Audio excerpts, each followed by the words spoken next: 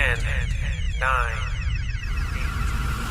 Now, get ready for Buzzworthy Radio, the show that gets you up close and personal with some of today's hottest stars. Now, here's Neville J. Lee. Hey, it's Neville J. Lee, and welcome into a new Buzzcast here on Buzzworthy Radio. We had the chance to sit down and speak with William deVry, who is turning heads on ABC Daytime's General Hospital as Derek Wells. But there's a little more to him than meets the eye. Just what is that exactly? You gotta listen to the podcast and find out. Here's our interview with William deVry. Check it out. Hey, Neville. Hey, William. How are you? I'm doing well. How are you doing? Doing very well. Thank you for speaking with me for a few minutes tonight. Pleasure. Absolutely. Yeah, my pleasure. My pleasure. Thank you for having me. I got to first start off by saying how excited I was to hear you were joining the cast of General Hospital. Not only that, I was even more excited about the twist that your character had in just a matter of a week. So, let me just start off by saying that you're making some waves at ABC Daytime right now, my friend. Oh, good. Yeah, well, I knew it was a good one when they hired me, that's for sure. So I'm glad it's as fun as I thought it was going to be. Now, for those of you who are listening, this is William deVry. He is on General Hospital right now as Derek Wells, but there's a little bit more to Derek Wells than meets the eye. In fact, that's really not his name. In fact, it's that of Julian Jerome. And for those of you who know their GH history, yes, the Jeromes pretty much had the territory in Port Charles in the late 80s and the early 90s, and it looks like they're back to reclaim it from Sonny Corinthos. It's pretty exciting stuff that you're already in town in less than a day, and you already have like so much history with a lot of people on canvas right now. I think that's incredible. Your character. It's really exciting. Yeah, I'm with a lot of strong players right now, and really, it was a perfect opportunity for me to step back into daytime. I was sort of reluctant to do it, even though I'd always thought about it, because I love the challenge of daytime, and I love the pace of daytime, and I love the storytelling of daytime, but I was still reluctant to do it because I just didn't know where daytime was headed. Right. But with all the new information that I've gathered up and how well the shows are doing and the ratings are going up, and especially in the 18 to 49 demo, and profits are up, and it's a new regime, and the actors, I'd always respected the actors on General Hospital. They're such a talented group. And to actually get a chance to work with them is, it's great. It's almost like everybody on the show is like an A-list actor, for daytime, or should be considered one anyway. Oh, absolutely. And one of which is somebody that you had scenes with that we love, and we found out that is a relative of yours, Maura West, who plays Ava. It just screams incredible, and I love when you guys have scenes together because it just blows up on screen. What's it like working with her? Well, it's kind of weird because it feels very. I've tried to make it familiar, if that makes sense. Mm-hmm. I've tried to make us, the sibling thing, the rivalry, the power thing, and it's very comfortable with her. It's very familiar with her. And I think we play off each other very well as brother and sister. We're both having fun. We both react well off each other. And, even in today's episode, it's just hilarious. We're just having a good time together. I'm messing with her character. My character's messing with her character. And, we're having fun with it. So it's a blast. I can't wait to watch it. I have not seen it yet. I haven't had really a chance to watch anything today, so I really can't wait to see it. So I'm excited for that. That's going to be awesome. Yeah, it was fun. And you have played a couple of characters who I also was a fan of. Actually, one of which, Storm Logan, and those final episodes that you did, I have to tell you that those were probably some of the most amazing scenes that I have seen you, Catherine Kelly Lang, and Jennifer Gary's do, and it was just incredible. I'm breaking up even thinking about just because of what went down in those scenes. Amazing, amazing material that you had. Yeah, it was a big jump, I think, for daytime to kind of go into that sort of maybe potential, even whispering the word suicide was sort of controversial territory. But and a lot of the actors were hesitant to, how the fans would react, and worried how the fans would react. But Brad was pretty committed to it, and he obviously knew what he was doing, and the actors, I think, put a lot of effort into that episode. I know I certainly did. I mean, I mapped out everything that character might be going through during the step-by-step process of the situation. Mm-hmm. And I really put myself into that situation, and I think as human beings we tend to, when something happens that's as horrific as that, you tend to disconnect from your emotions in order to be able to, put one foot in front of the other to carry on and just be able to, survive the day. And that was one of the things that I tried to do for Storm, was there was a disconnection from, reality and his emotions, just so he could function. Right. And then when it finally hit that, this was the thing to do, I think more than sadness or being upset or just crying for the sake of crying, I think he was just, thinking about his past and his relationships with his sisters and how much he'd missed that. And I think that was the heartbreaking thing for him. Right. But he knew absolutely, unequivocally, why he had to do what he needed to do. You know what I mean? Oh yeah. So he was committed to it, and he knew he had to do it. But it doesn't mean that it's sad. He's never going to see his sisters anymore. But it's the right thing to do for him. So I don't think it was like this. So Storm went crazy. It was a definite sacrifice. So, absolutely. I definitly enjoyed that storyline. I think everybody did. Everybody that saw it says, I wept so incredibly hard watching that program that I just can't believe it. Yeah. It was. I think most people were shocked. At how emotional they got over the whole thing. Trust me, I was one of those people, especially when I first watched it. I didn't watch it yet, and people were talking about the episode. They didn't, luckily enough, spoil it for me, but when I went ahead and watched it, just by how it was presented and in Storm's frame of mind and what he was thinking, because you could tell he was thinking about what just happened to his sister, and mm-hmm. and what he was thinking of what he wanted to do in order to help her, and the lengths he would have gone to help her, and if that meant killing himself in order to save his sister, then that's what he was going to do. And I think really for me, that was the part that, got to me, was the fact that he was willing to sacrifice himself for her and put mm-hmm. her above everyone else. Well, it certainly is the ultimate love, test of love, isn't it? I mean, yeah. I don't think a lot of people, would do that. So for his character to kind of step up and do that it was something. It was definitely something. And Brad was rewarded with a nice Emmy for best drama after that whole storyline. So good for him. Absolutely. So it was an awesome year. Absolutely. A little bit of trivia for some of these fans that may not know. This isn't your first excursion into the town of Port Charles. You actually did a little bit of a stint on the half-hour Port Charles show back in 2000, if I remember correctly. I think it was 2002, if I'm not mistaken, because it seems to me it was the same year that I auditioned for All My Children later that year. I mean, I'm wanting to say it was in January, February of 2002. I could be mistaken. I don't know. You'd probably know better than me, to be honest. That's my recollection.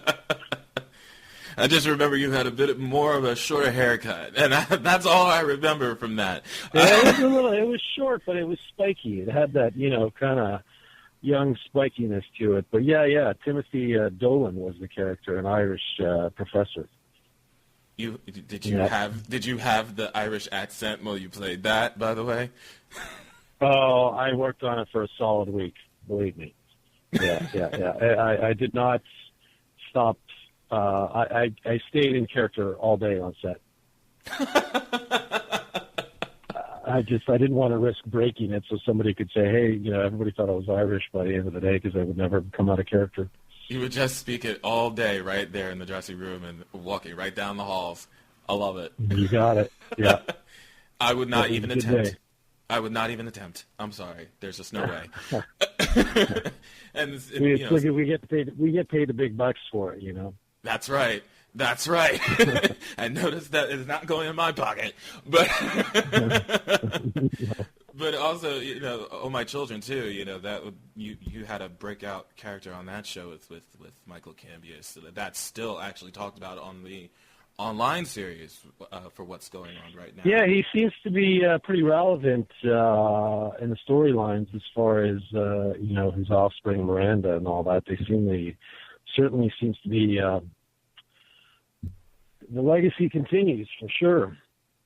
Yeah, that legacy that was right there on a meat hook in a locker. Right there. And the very reason why Michael Cambius can never make another appearance in Pine Valley. I'm sorry, but that was scary. I mean, it really was. Granted, I know it's just all makeup and everything, but just seeing it turn around and you blinking at Alicia Minshew's character of Kendall, that was kind of creepy. I just want to throw that out there. Hey, I'm hoping I have 2 of the top 25 daytime memories of all time in my Storm suicide and the rape of Bianca. That was a tough one. That was a tough one to watch. That really was. Yeah. I know. It seemed to really also affect the fans that well. But it brought the Kane sisters together, Kane family together. So that was the ultimate. That was the ultimate destination for the storylines that they wanted to bring the sisters and the mother back together. It's funny seeing comments coming through when you were teasing that you had an announcement that you were going to be on a soap soon. Everybody came out and was hoping it would be Michael Cambius. What were you thinking in your head when people were coming out and saying that they wanted to see Michael Cambius again? I don't think I was surprised that they wanted to see him because it's my understanding that the fans really, for the most part, really love to hate Michael Cambius, and it was just one of those, I'm sure you're well aware of it, one of those can't do anything about it regime changes in daytime where inevitably, it's eeny, miny, mo which character goes, or which actor goes, and so, I know the fans really enjoyed the character, and it's unfortunate he had to leave prematurely. But I was surprised that they still think it's a possibility. That's what surprised me because I'm like, this guy is dead. He is dead. It's a soap opera. Nobody really dies, though. But there's never really been a more dead character in the history of daytime, as far as I'm concerned. They paraded me around town.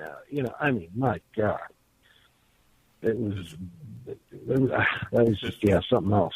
That's true. They did. Thinking about it, it's great. It was great. It was a fun time on the show, and it was definitely a lot of people were loving to hate the guy, and we were enjoying watching you play that part with so many layers and depth to it. Yeah. It was he was just a fun sort of devilish character to play, so no question. But I came out with, so I know everybody was speculating that it was, potentially All My Children, and a couple maybe said, Bold and Beautiful. Hardly anybody thought it could be General Hospital, but, it worked out well for me. It was really a perfect situation to walk into. Oh, absolutely. Absolutely. And we actually got a Twitter question for you. This comes from Leslie Wessy. I like your name, by the way, Leslie Wessy, just so you know. She wants to know, how is the pacing different between All My Children and General Hospital when you did that now compared to this? As I'm sure. Oh, yeah. Well, I think after I left All My Children, the pacing was considerably faster after I left on All My Children. We used to block dress tape, which basically, they'd have sections. The characters would all be sort of bunched together. And if you came in at 8, you were most likely done by 12. And if you came in by 11, you were most likely done by, 3 or 4. And if you came in at 2, you were done at 6, that kind of thing. But here at General Hospital, even though you're not bunched with the first couple of actors, maybe you're in the second group of actors that are up that day, you still have to come in at 7 o'clock in the morning or 8:30 in the morning or 7:30 in the morning to block the scene. Meaning, for people that don't know the blocking, it's basically the movement throughout, or if you have to pick up anything, the stage direction, if you will. And so we have to come in early for that. And, they really just want you to get it in one take. I mean, anybody who thinks daytime is easy is sadly mistaken. And a lot of primetime or film veterans, no way they can handle the pace of daytime. I mean, they're heavily spinning. So it's extremely fast, and we get one rehearsal, and then we shoot. I mean, just go. So hopefully the thing to do is, you rehearse with your scene partners down in the green room or in somebody's dressing room. You run the lines together and hopefully get a sense of, how the scene can play out or can potentially play out. I mean, because I don't think every scene really reaches its potential. If you had a little bit more rehearsal time, the connection between the characters might be even greater. Do you know what I mean? So anytime you capture something in daytime, it's like a freaking miracle. Yeah. So when fans are affected by scenes in daytime, it really is miraculous because there's no rehearsal time. I mean, it's just like being shot out of a cannon. So, I mean, these guys are professionals beyond professionals. I mean, it's truly staggering pace.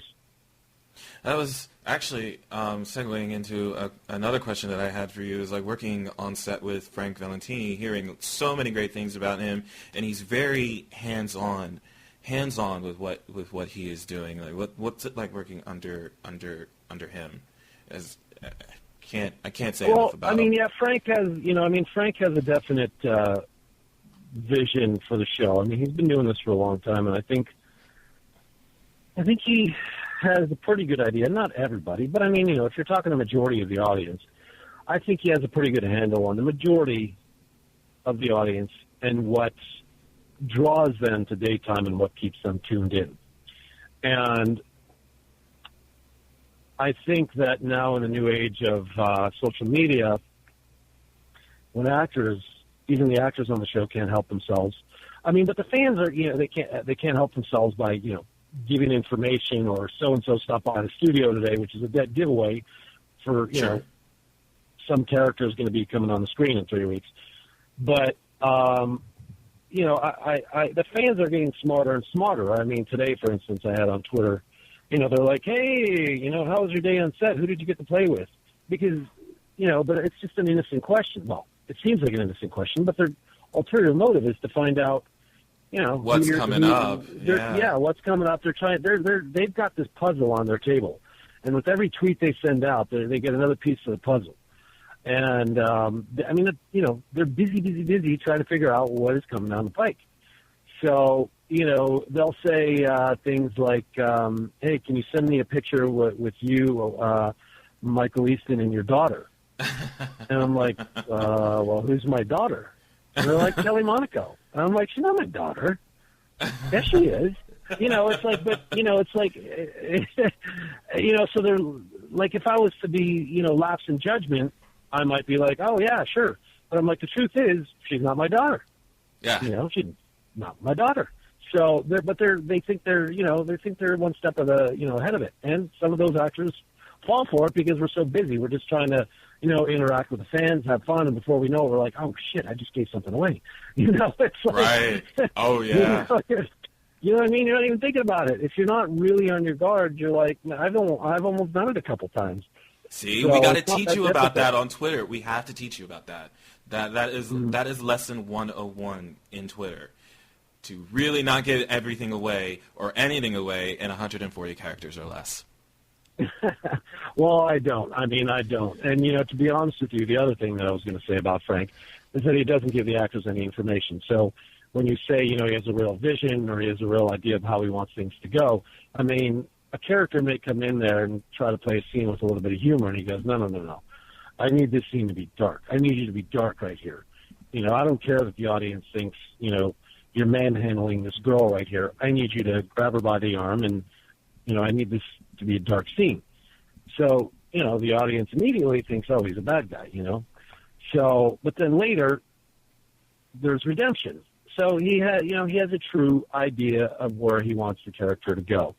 And I think it's great that he's on set all the time to be able to give us these little bit of kernels of information that, oh, okay, and then you kind of learn to trust him because he knows what's going on and he knows what the audience wants, and he does a really good job of balancing everybody, all the characters. I think more than ever, there's a real balance in the characters on the show right now.